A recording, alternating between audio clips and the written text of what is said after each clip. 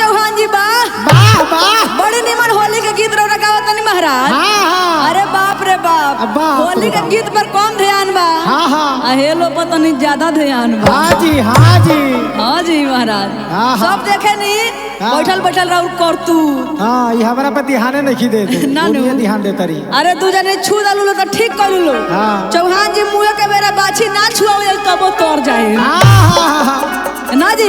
हाँ बड़े निमन होली के गीत गाओ तनी। हाँ हाँ हेलो से रंग लगवाओ तनी हाँ हाँ गुलाल लगवाओ तनी हाँ हाँ का जी।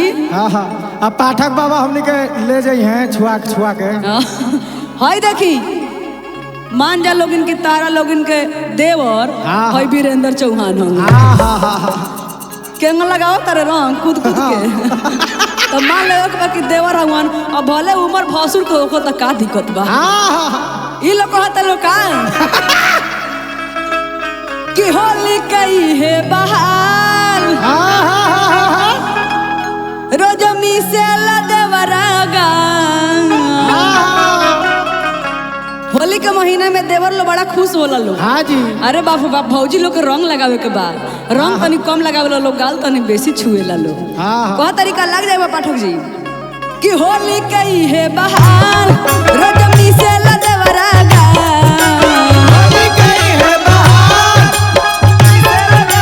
अरे होली कई है बहार रोज मिसेल देवरागा।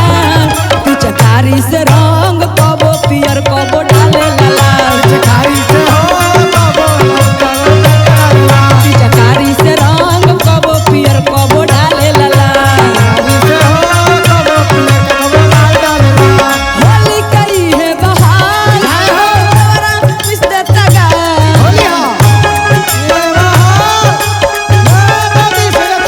होली कई है बहार रोज मिसेल देवरागा। पिचकारी से रंग कबो पियर कबो डाले लाल।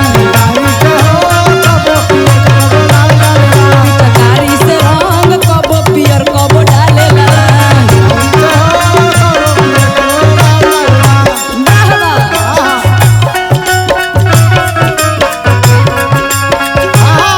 होली हाँ यह बात है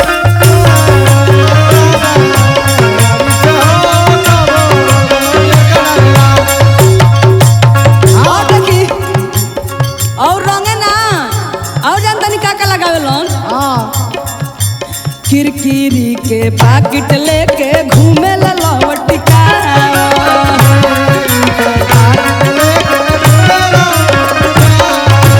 डाले ला एने ओने कुजगह है सखी हो मौका पावा।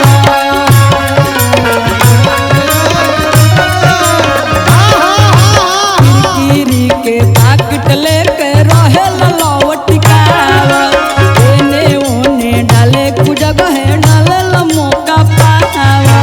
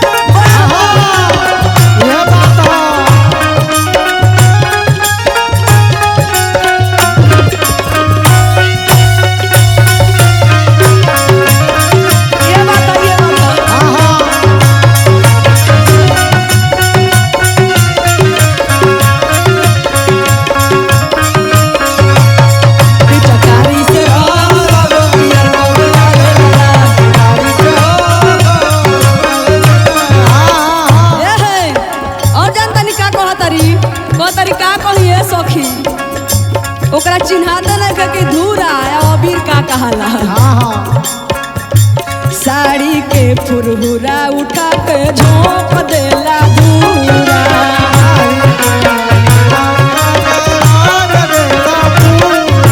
जब जब हम खिसियाई तो लागे खियावे कुरकुरा।